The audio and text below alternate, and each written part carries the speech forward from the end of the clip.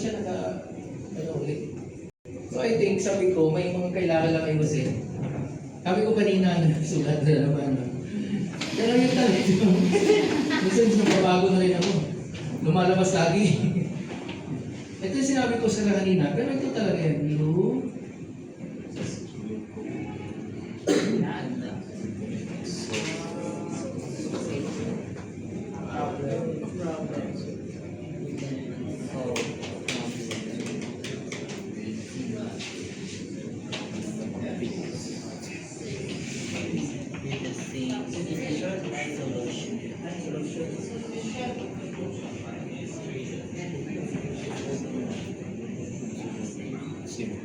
Ganyan na lang tayo, ganun din yung you cannot solve a problem with a simple solution. Kasi minsan, nakuha mo yung isang, kunyari na lang, nag-enroll kayo ba, level 1? Tama? Yes. Tapos, nung nakuha mo yung level 1, graduate ka. Ang ganda pa nga, may itulugan pa, di ba? Pagkatapos, 3 months ka na nandyan. Alam mo bakit? Napako ka na, alam bakit? Or napako ka sitwasyon mo? Kasi nga, yung personality mo, yung you as a whole, hindi mo binago. Like for example, ikaw to. Di ba ikaw to? Di ba ikaw yan? Yes. Ikaw yan, no? Ikaw, ang ginugol mo is level 1, di ba? Ginugol mo level 1. Ikaw to. Ngayon, ang pangalan nito? Kenneth. Kenneth. Graciano. Kaya si Kenneth. Bot. Checo. Ang ginugol na level 1. Ang ba't hindi magaling? Kasi bakit? Nakuha na hit niya. Nakuha niya yung level 1. Ang ginugol niya ngayon yung level 2 na. Level 2. Ngayon, yung formula niya o solusyon na ginawa niya rito para makuha to, same pa rin yung ginamit niya rito. Sa tingin mo, makuha hindi? No. Hindi. Alam bakit? Kasi hindi niya tinaasan yung kanyang skills, ang kanyang attitude, yung kabuuan ng kanyang pagkatao. Kaya, bakit hindi niya siya tinaasan, hindi siya nag-improve? Ano bakit? Kasi nandito siya ulit lagi. Na-stuck siya because of comfort. Yun ang pinaka-rason kung bakit nag-stay ka sa sitwasyon mo ngayon. Kasi hindi ka na nag-level up. Last Tuesday, meron akong sinabi, di ba? Hindi ko alam kung iniintindi niyo sinasabi ko. Sinabi ko na if you are not sharpening your saw, you are waiting to be slaughtered. Tama? Ang ibig ko lang sabihin doon, kung hindi ka nakafocus sa growth mo, automatic yan mag-stay ka sa sitwasyon nga. Kaya halimbawa na ikaw ay level 1, 3 months na, hindi pa rin nakatawid. Kasi nga, nanatili ka, yung formula mo, yung solusyon mo doon sa pag-level 1 nakuha mo, pero nag-stay ka pa sa yun pa rin ikaw. Kaya kung hindi ka mag-level up, manatili ka pa rin sa ganung sitwasyon. Klaro? Yes. Klaro? So ako, in-encourage ko kayo, huwag kang manatiling mindset mo na pang-hoppers pa rin. That's a big fault. Para bang, minsan, hindi ko alam kung maiinis ka o maawa ka eh. Alam ba, kaya tagal mo ng tao ka, nag-hoppers ka. Do you think, nakaka-proud ba yung ang tagal mo naging hoppers? Hindi ba mas masarap yung one day, may sarili kang kondo, or may room ka, nagre-rent ka, o sarili mo ba, kaya mong magbayad, tapos punta ka ng office, may sarili kang kotse, diba, hindi ka naarawan, hindi ka nainitan, magtatagulan na, hindi ba mas masarap yung buhay na gano'n? Yes. Tama, di ba? Pero bakit parang feel mo lagi kang hoppers? Walang masama sa pagiging hoppers, pero kung ilang taon ka na dyan, hoppers ka pa rin, parang may mali na. Kasi honestly, hindi pa kami hoppers tawag sa amin before, pero parang sa nung umpisa. Wala din naman kami nag-umpisa. Pero yung mindset namin magkaiba eh. Dito talaga tayo dito tayo magkaiba talaga sa lahat na. Halimbawa na yung iba, kumita lang ng 100,000, 150, 200. Hay na, akala mo nakadroga. Nagbago na agad, akala niya na siya sa buong mundo. Wala pang layo pa. Diba? Nagbago ka na kaagad. See, can you imagine that? Problema ikaw, kumita ka lang, big check, kumita. Pero after a while, sobrang high mo na, bumalik ulit sa dati. Alam mo problema? Kasi yung ito, ang mindset mo talaga hindi pang malupitan. Hindi siya pang time freedom, time and financial freedom na mindset. Like for example, ikaw pag kumita ka na, sa tingin mo ba para sa oras na tulog? Ito yung sharing mo kanina eh. Ang hackers may schedule ng oras, di ba? May routine. Do you think parehas tayo ng routine? 11 p.m. natutulog na ako. Na-negotiable. Pinakamatagal, alas 12. Bakit? Meron ba magsasabi sa akin? Pagka natutulog, kami nga, kuya tayo, bakit? Marami ka bang pera? Parehas ba tayo ng level ng capacity natin sa purchasing power? Hindi naman, di ba? Kahit matulog umaga, okay lang. Pero bakit? Dinaanan mo na itong sitwasyon yun na ito eh. Nakuha ko na yung gusto ko. Kaya, I have my own time, my schedule, kasi kaya ko. Kaya maaga ako natutulog. Well, of course, maaga nang bumabago. Ang wake up time is 9 a.m. Bakit? Gusto ko to eh. Bakit proud ka ba na kailangan ang oras ng tulog mo alas 2 ng hapon? Tapos kailangan matulog ka ng alas 7 ng umaga? Kumain ka itong oras? Okay yan kapag nag-uumpisa, pero kapag ang tagal mo na, yun pa rin ba ang buhay na gusto mo? Ang hirap naman yata nun. Wala ka bang goal sa buhay mo na magkaroon ka man lang minsan pagdating ng araw na you have your own time, you have your own decisions to do what you want in life? Nagkakaintindihan ba tayo? Yes! Honestly, sana makinig kayo. Kasi pa sa inyo, parang baliwala pa rin. Pero kung po na yung yabang mo, pampili mo na ng break, hirap ka eh. You know, it's hard kasi magkakaiba tayo. Ako kasi pag pinagsabihan ako, tinatamaan ako, pero nagcha-challenge ako to do my best. Yes. Ang tanong ko, ikaw, kasi iba sa inyo talagang tigas eh. Isa nga si Maserati, di mo na masisi, nagsisigaw na rito eh. Hindi dahil sa pinapagalitan ka, minamaliit ka, or para mawala ka, kundi pa unawa sa iyo na life is hard if you don't really do your best. If you want the best in life, you have to do your best. Hindi pwedeng pag-ganong ka lang. Pag switch ko, lagi kang late. Bisan ayaw mo pumunta. Di ba? Patamad-tamad ka, binigyan ka ng sistema, ayaw mong sundin. Napakahirap naman yata nun. Kasi kami, mga masters, wala naman kami ibang goal ng mga tabuhay mo. Pero kung ayaw mo naman, ano magagawa namin? Di ba? Alam niyo kasi sa totoo lang, tulog talaga eh. Alam niyo kasi, ako yung sinabi kanina, guidance lang. Pero, hindi niyo man naiintindihan na, tingnan mo, makinig ka mabuti. Hindi mo ba napapansin na paulit-ulit na lang ang sinasabi sa'yo? Alam mo bakit paulit-ulit? Kasi paulit-ulit mong ginagawa mo, kaya hindi na tayo nakatawid. Lagi na lang tayo dito mag-uusap sa mindset. Bakit? Kasi nga, yung mindset, di ba rin talaga hindi nagbabago. Hindi ba tayo pwede mag-usap ng freedom, na mag-travel tayo ng iba't ibang bansa? Di ba wala ba tayong mga ganong usapan? Hindi tayo maabot sa ganong level kasi nga, lagi tayo sa basic needs lang, lagi tayo for survival. Di ba napapansin nyo ba yan? Kaya minsan nakakapagod umaten ng ganito actually. Bakit? Parang feeling ko na i-stuck na rin ako eh. Kasi pinag-usapan for survival, panghab. Wala ba tayong level up malang na ano? Kailan ba tayo mag-level up? Alam mo na totoo lang, honestly, hindi kami ganun mag-isip. Hindi ako ganun mag-isip. Talagang nangarap ako at ginusto kong gawin yung mga bagay na alam kong pwede mapangat sa akin. Honestly. Baka isipin mo, magic to, nandito na ako, ganito na buhay ko. Hindi ko magic. Alam niyo, hataw ko, siguro mga 3 hours. Bakit? May alam ka sa akin? Kinikita niyo ba yung kinikita ko?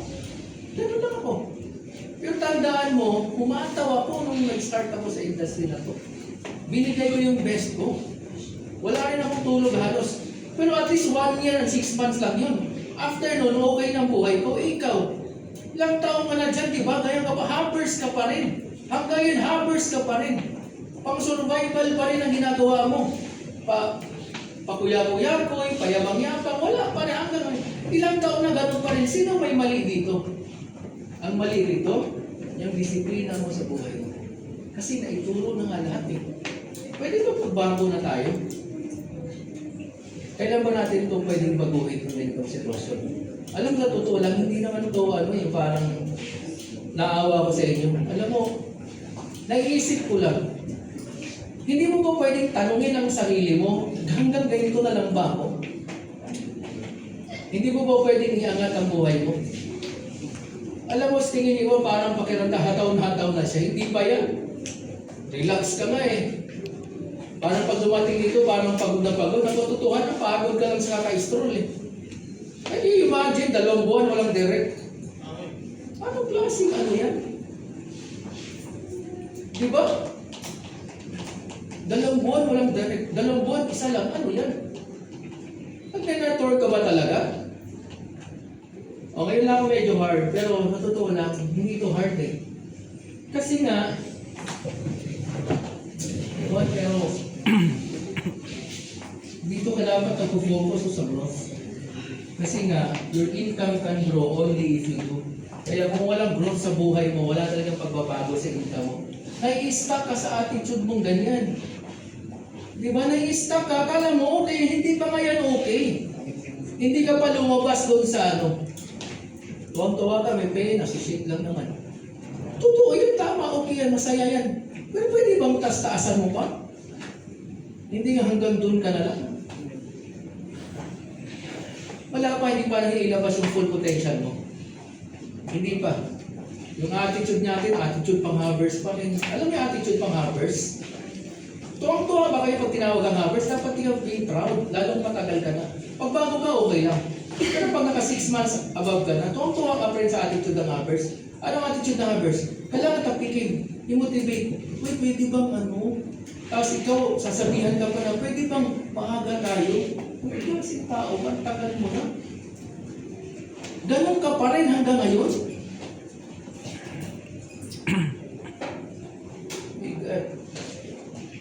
We have the system, napakatibay ng system ng purpose ang ganda. Let me tell you, ang system kasi talaga, nag-i-effect yan sobra sa mga taong sumusunod. Tingnan mo yung mga taong talagang hataw na hataw at nasa sistema ng purpose. Yung totoo, kitang-kita mo yung growth nila pagsasalita, tingkik, tayo. Makikita mo yan eh. Lamang na lamang talaga doon sa mga kunyari lang na nandyan. Pero totoo talaga, hindi man binigay yung best nila.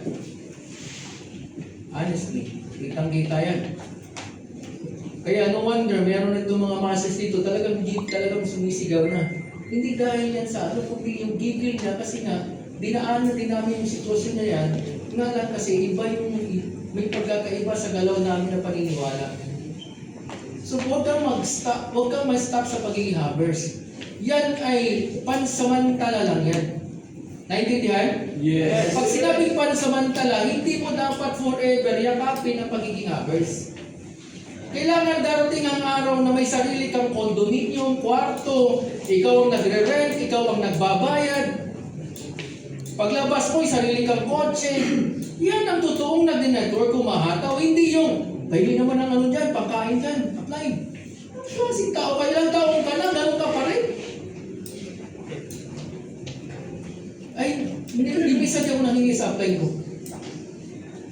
Well, nagbibili apply ko sa akin before. Bakit? Kasi reward sa sarili ko. Nung nag-start ako mag-network, nung humataw ako, strong line ako, nung umalis ako sa company na yun. Ay, ginawa ko yung best ko. Hindi, alam mo yung mga taong umaasa na kaganyan? Walang pag-aasang yumaman yan. Bakit? Gusto niya, umaasa siya sa bisyo niya, sa pangkain niya, sa pambayad, sa... Laging gusto hingan. Hingi, manghingi, gusto ilibre. Paano kaya yaman kung gano'n ang mindset mo na pang-pobre ang pang-mindset mo? Pang-pobre. Hindi ko minsan hiningi yan. Bakit? Kumpleto ako. Kaya ko. Nasabi, ginagawa ko. Tatayo at tatayo ako kahit wala ang apply.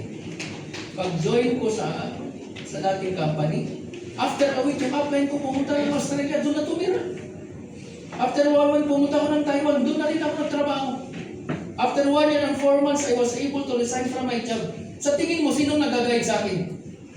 Sinong nag-motivate? Wala! Ang upline bonus yan. Kung nandyan ang upline mo guide, okay yan.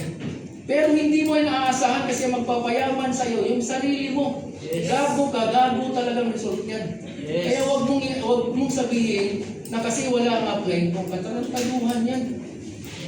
Ang system ng Quad Force, nandyan lang to guide you, to help you.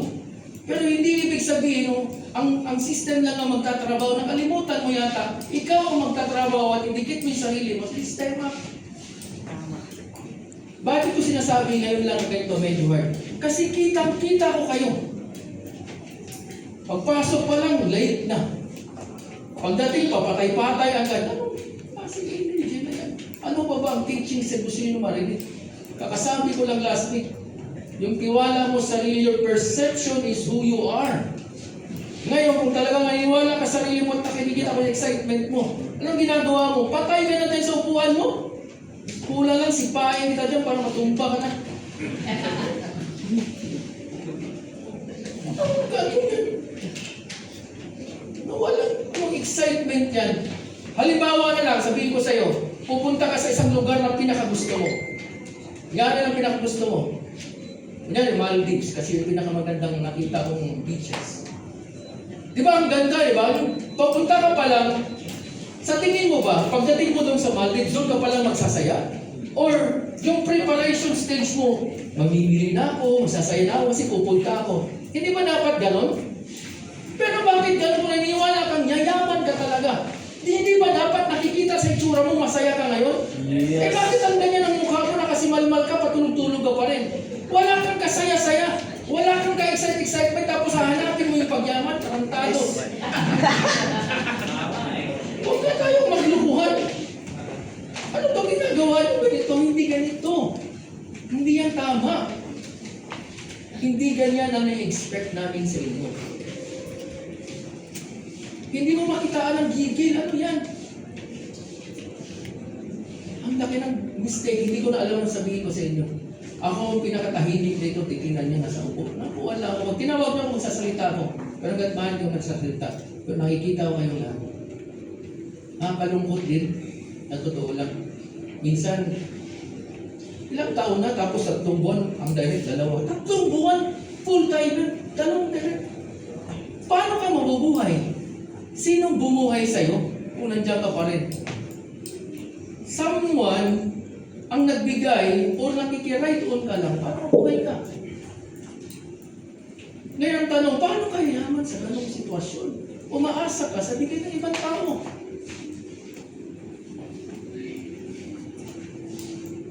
Diba?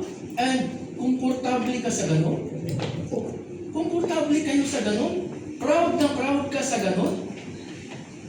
Na nakikikain ka doon sa pagkain ng ibang tao?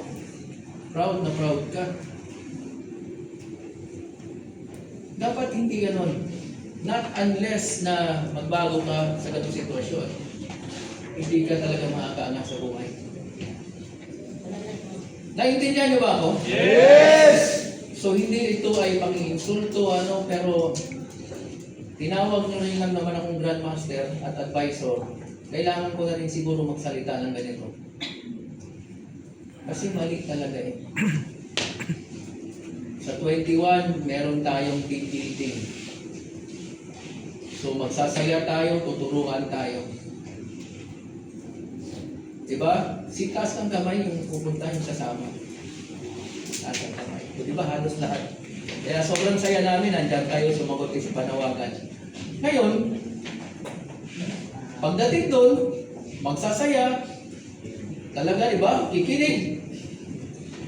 Talagang kung nandun ka, i-present, magsasaya tayo. But you have also to remember, huwag mong kalimutan lagi yung pangarap mo sa buhay at sa pamilya mo. Can you imagine, nandito ka, yung family mo umaasa sa iyo eh. Nagpiprayan yung mga magulang. Ako, parent ako eh. Pinapanalangin ko yung mga anak ko. Kaya minsan tatawagan ako, dito tayo matulog lahat sa kwarto. Tapos magsasalita ako kahit tantok-tantok na sila. Tuturo ako ng mindset, alam nyo, ang pagyaman, kailangan ganito. Kahit na alam ko medyo patulog na sila, pero gusto ko lang i-inject sa kanila. Alam mo bakit? Kasi tapos lang lumaking maghirap. At nag-uumpisa ito sa kung paano ka mag-isip. Yung excitement level mo, yung preparation mo, because preparation is everything. Diba, walang boxing, manning Pacquiao. Tingin mo ba, mananalo ba yan kung walang preparation? Hindi. Ay, ang tanong ko sa'yo, ano preparation na ginagawa mo? Kung araw-araw, lagi ka walang energy. Di ba? Yung iba pa dyan, dahil matagal na nga, acne pa. At ito matindi, hindi niya alam na acne siya. Hindi niya alam na bobo siya, yun ang matindi. Totoo talaga, daming bobo talaga, honestly. Alam mo yung taong bobo? Akala niya, sobrang galing niya. Kaya angat na angat sa sarili niya, sobrang galing nga raw niya eh. Kung talagang magaling ka, bakit ganyan ang buhay mo? See? Ngayon, parang nauupos ka na ngayon, grabe naman yan. Pero sino ang magsasalita para sa'yo? Yes. Kung talagang sobrang galing mo na, sana may kotse ka. Talagang sobrang galing mo, sana may sarili kang bahay, may sarili kang farm, may mga investment ka, may mga pinapaupahan ka na. Pero bakit ganyan, pambili ng sapatos, hindi ko pa kaya eh. Yes. So, ibig sabihin, may talent ka, pero hindi ka talaga sobrang magaling. Kasi kung magaling ka, dapat nakikita ko sa'yo. Di ba? Nagkakaintindihan na ba tayo ngayon? Yes! From now on, huwag kang magmayabang. Wala pa eh. Di ba? Kaya dapat pag sinabi ng mga masters kung gawin natin, gagawin natin. Dapat bukal sa loob. Susunod tayo. Ganun din naman kami. Huwag kang pabigat. May switch on tayo, iba hindi ma-attend. Attend late. Ano ka manager? Ano ka special? Feeling VIP ka? Akala mo ang lupit mo na. Pakita mo ngayon yung naman mo. Pumunta ka nga sa bangko kung bibigyan ka ng loan ng 1 million kung talagang malupit ka. At kung wala kang talagang bank account eh, ganun ka na kaagad umasta. Nagkakaintindihan tayo? Yes! So okay lang magiging hard paminsan-minsan. Yes! Kung ikabago naman ang buhay natin, why not? Yes! So this is not a usual talk na parang magaan lang. But this time, siguro pwede na rin siguro tayo magsalita. Kasi iba yung vibration yung talaga. Pagdating ko kanina, tinitignan ko talaga, iba yung vibration. May nagcha-chant dito. Awang-awang sa coordinator eh. Kung pwede lang murahin niya yung mga nasakupan niya eh. Hindi lang niya magawa eh. Anong klase nga ano nga to? Imbis nakaka-inspire kayo, ang sarap mong tadyakan. Tapos ang iksi lang ang sasabihin, babasahin mo pa? Sabi ko, tagal mo nang sinasabi sa stage na yan, hanggang ngayon hindi ko rin memoryado. Napapaghalata talagang hindi ka naghahanda. You're not excited. Paano tayo naman? Pwede ba next time? Huwag nyo naman ipahiya yung coordinator, hindi na nagsasalita sa inyo yan. Yes. Yun na nga lang yung sasabihin ng iksi-iksi, hindi pa makaano, patulog-tulog pa nasa harap na. Ang tagal mo nang umakyat ng stage, akyat. Hindi dyan na, dyan. Ano man yan? Ang sarap ng tapunan ng sapatos. Walang ka, ano yun mo? Alam yung tayo mo, hindi pang mayaman eh. Talagang, oh my God, sabi ko, nandito lang tayo kasi system na, pero yung dating mo sa loob, pag hindi tayo magbago, failure talaga. Hindi ang quad force, kundi yung hindi nasunod. Pagka nandito naman kayo, tumayo naman kayo ng may pangmayaman na tayo. Yung tindig naman na ano, hindi yung ikaw na. Tapos bubasahin na nga na ano, tapos kanina, pa kayo talagang inis na ako eh. Ito lang, hindi lang nainis. Ano kaya to? Kayo na ito lagi nandito, wala pa kayo energy. Hindi ba't kayo araw-araw nandito? Ba't kayo nang tsura niyo? Talo pa kayo hindi nakakaano? Okay na ba tayo? Nagkakaintindihan? Yes! So, the point is, kaya ka nai-stuck sa sitwasyon mo kasi yung solusyon o formula na ginagawa mo, hindi mo binabago. Para umangat yan at magbago, dapat may bagong solusyon at may bagong formula sa ginagawa mo. Nagkakaintindihan? Yes! Dapat yung mindset mo, hindi yung lagi kang parang hamper's attitude ka. Alam niyo, hamper's attitude, lagi tinatapit, ganito ka, ganito ka. Dapat hindi ganun. Dapat one day, alam mo, sarili mo, may sarili ka, sariling bahay, sariling ano. So hindi yung mindset mo, lagi kang pang hammers. Dapat pang mentor attitude, pang upline. Kumikita, may panggalaw, may pambahay, may pangkain. Hindi yung itlog, sardinas, araw-araw lang, okay ka na. Hindi mo ba kaya i-level up ang sarili mo? Kumita ka, para lumabas at kumain ka naman ng itulyogan. Yan ang dapat mindset. Yan ang tamang ano. Nagkakaintindihan tayo? Yes! Level up ha, level up. So next time, pag nagkita-kita naman tayo, medyo tuwid naman ng konti. May energy naman tayo. Parang isang sarap kasi yung lahat kumikita, di ba? Sarap kasi minsan apply kahit tayo umita ako. Di ba dapat ganun? Yun yung pahingi apply, panigarilyo. Pero uy mo, napakatarantado ng utak mo. How? What the heck? Tamaan ako na lang. At yung issue mo, inihingi mo sa apply sponsor mo. Anong klaseng kagubuhan yan? Tamaan ako eh. Tamaan ako. Tamaan ka. Kaya na-shoot ang pangkain eh, bakit? Nilagay mo muna ang bisyo, pagising mo, naninigarilyo ka pa kayo, kuya ka lang din. Gano'n ka sabi sa Bisaya, hilas ka kayo. Ayun, hindi ka kayo ng pagkatao. Di ba, nagkakaisa mga Bisaya, tapos kamay. Yes! Ay, hindi kayo sinasabi ko, di ba? Yes! Hindi, sa loob, di ba, hilas kayo ba? Dato niya. Lambing ko latahon, di ba?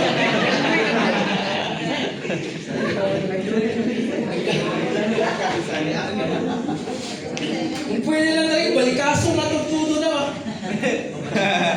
Alam mo yun? Nakakatuwa pero sa totoo lang, totoo nangyayari, hindi. Budget, bakit tinatobudget kasi noon ang bisyo? Hindi mo pwedeng patunayan mo bago ka mag-bisyo. Yes. Yung iba dyan, wala pa ka. Inuuna na agad ng jowa daw. Kahit hindi ka kayo pigilan, may ganun kayo. Imagine that. Pinapunta ka rito para humataw, pero mas inuuna mo yung mga bagay na yan. Hindi mo pwedeng mag-focus ka muna, kumita ka, para pag kumita ka, marami kang pera, piliin mo yung may tsura, may dating. Hindi yung kung ano nakikita mo, pwede na. Hindi yung maraming may pangit pa yan.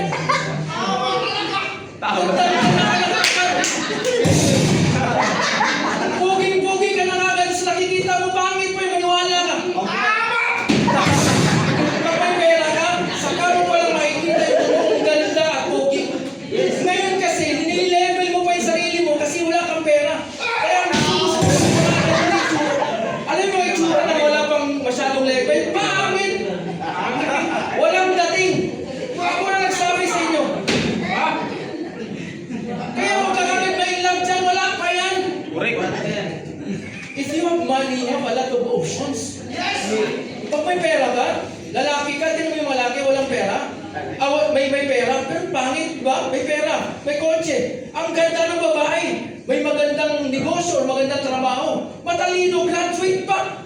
Bakit may choice of life? Bakit maraming pera eh? Ngayon, ilang ka kagad dyan. Ha? Ilang ka kagad yung iba, hindi ko alam, hindi ko may kilala. Kung meron man dito, pasensya na. Lahatan na to. Yung level of thinking mo, medyo mababa pa. Kaya pila kala mo, okay na yun. Wala pa yun. Pangit pa yun, maniwala ka. You will thank me later pag makinig ka sa akin. Maniwala ka. Dahil the more na meron ka, the more mag-level up, mas nakikita mo. Pag nasa taas ka, makikita mo nasa baba. makinig kayo sa amin. Bakit? Nakikita namin. You have best options kapag nasa taas ka. Pero pag nandito ka pa lang, ang choice mo, yun lang din kaya mo. Kaya nga pangit pa kasi ngayon pa kaya mo. Kaya mo ba kagad magmadali? Di ba? Nagmamadali ka agad. Kaya yung minsan, nakaangat na sana, gusto na kaagad ng ganun. Eh nangyari, nawala na uli. Bakit? Out of focus eh. Ay, nako. Mali ako. Sa totoo lang, mali talaga. Alam nyo ba, nag-asawa ako at the age of 31. Bakit? Kasi alam ko sa buhay, life is a choice. Ngayon, pag nagmadali ako, hindi ko mapipili yung tamang attitude, of course, mapipili mo kahit pa paano na may tamang attitude, tapos may responsibility, may kakayahan, tapos may tsura. Can you imagine araw-araw katabi mo pangit? Bakit nagmadali ka? Akala mo okay na yun. Pangit pa yan. Kailangan may Kaya hindi ako nagmadali ikaw, 19, 20, 21, nagmadali ka na agad.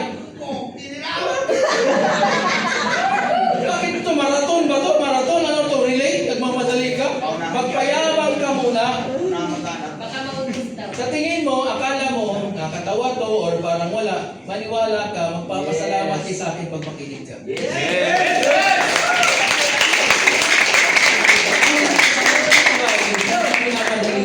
May tamang oras para dyan. Ang goal nyo muna ngayon, makaangat muna sa Yes! ito. Para you have best options. Marami kang makikita kapag meron ka. Di ba? Hindi yung naka-level, graduate ka ng level ko, kala mo nasa heaven ka lang. Ano ba naman yun? Tapos nakasandal ka pa rin sa upline mo. What? Balikaso mo din ako. Balikaso. Alam mo, hindi ganon. Makinig kayo sa akin. May oras para dyan. Payaman ka, and then you have a lot of options kapag meron ka. Pag yumaman ka kasi, yung growth mo mataas na. Kaya okay lang mahirapan. Dugtungan mo na ng konti ha. Okay lang mahirapan. No? Bakit? Kasi pag nahihirapan ka, ibig sabihin mo, tapos nilalampasan mo yung bawat hirap, ibig sabihin nag-grow ka, little by little. Pero pag nahirapan ka dito, tapos tumigil ka, ibig sabihin, hanggang doon ka lang talaga. Pero pag nahirapan ka tapos, nilampasan mo, ibig sabihin nag-grow ka. Kapag nag-grow ka, sasabay ng pag-growth nun yung pera mo. Ganon yun. Kaya hindi ka dapat pasuko, lagi kang palaman. Meron pang iba dyan, di ba? Ano ibang mga habbers? Cha-challenge mo yung upline? Uy na lang ako Sipain talaga yan, sarap eh, no? Alam mo, you should not scare your upline na uwi na lang ako. Di umuwi ka! Go! Bakit? Hindi bang sabihin pag umuwi ka, maghihirap na ako? Yes. Yes. May kasamahan kayo ganyan, wala? Meron akong nakita nag-post talaga. Inilagay sa stories. Hindi ko lang sasabihin ng grupo yun. Ang sabi niya, uuwi o hindi. Alam mo kung sa akin lang talaga to, automatic ipadala ko na yung bag mo, kaya puntahan kita ngayon. Umuwi ka na, hindi kita kailangan. You don't challenge me like that. Diba, pero may gano'n na wala? May gano'n na wala? Meron sa inyo nakabasa niyan. Meron sinwali, may gano'n. Sana umuwi na yun. Wala nang pag-asa yun. Kung nandito ka sa harap ko ngayon at yun ang post, umuwi ka na. Hindi ka namin kailangan. Kasi ang kailangan natin dito yung matatag, matibay, resilient. Kahit mahirap dire-diretso, tuloy-tuloy. Yung willing mag-grow, yung willing mag-step up. Hindi yung patulog-tulog. Madrama. Drama? Isang malaking problema yan. Yung mga tama na drama, tamad yan. Kaya yan maraming oras sa drama. Kasi tamad. Nakikita niya lahat eh. Kasi kung nagsipag yan, hindi niya nakikita yan. Bakit siya nagdadrama? Alam mo nagdadrama, walang result eh. Nakikita niya ng tao, dami niya ng tao, bakit? Tamad. Kaya pag makikita kayo nagpadrama ng tao, tamad. Kung may other words pa sa tamad, irresponsible. Yan yun. Kaya nakikita niya lahat, in short, walang kwenta. Di ba? Yes. Okay pa sa inyo yun? Okay lang? Yes! Yes! So, taas ang kamay na mag-quit na. Taas ang kamay. Anong sino? Taas ang kamay na mag-quit. Huwag kang mag-alala. Hindi ka namin pipigilan. Taas ngayon na mismo ang mag-alaman. Pahirapan mo pa kami. Mag-quit ka din lang naman pala. Huwag mo nang patagalin. Ngayon na. Taas ang kamay. Lalaban tayo. Wala naman palang mag-quit. Bakit hindi mo gagalingan? Galingan mo na. Alam mo, simple lang eh. Di ba gusto mong yumaman? Ano ginagawa mo ngayon? Yan bang ginagawa mo ngayon? Papunta ba talaga yan sa pagyaman? Are you in alignment doon sa buhay na gusto mo, yung ginagawa mo? So kung halimbawa hindi, di baguhin mo. The first thing to change, you have to change. Di ba? Kailangan magbago. Wala naman pala mag-quit, di ba? So ano gagawin natin? Galingan mo, sipagan mo, focus ka sa growth. Yung mga ginagawa mo, hindi pa nakakatulong sa'yo, tanggalin mo yan. Yung pagiging babaero mo, wala ka pa sa tamang lugar, tigil mo yan. O kung lalakero, bakit ako? Tigil mo yan, wala ka pa sa tamang panahon. Mag-usap muna kayo, huwag muna kayo, magpayaman muna tayo. Darating din tayo dyan. Kasi narinig ko, pangit ka pa. O yan, mga ganun usapan. Yung pagiging tamad mo, huwag muna tayo magtamara. Dapat masipag tayo para tayo yumaman. Kung lagi kang nalilate sa ano, dapat hindi tayo malilate. Kung pagiging madrama mo, uwi na ako. Or nakakapagod ganyan, dapat tigil mo na yan. O ito ay para sa'yo. Kung makikinig ka, yayabang ka. Pero hindi ka makikinig, ako na nagsasabi sa'yo, advice kita, umuwi ka na. Walang mangyayari sa'yo. Huwag kang matuwa na bubuhayin ka lang. Napahirapan yung mga OFW nag-sponsor sa inyo kung tamad ka din lang naman. Maawa naman kayo. Di ba? Malinaw? Yes! Alright, so yun lang naman ang aking guys,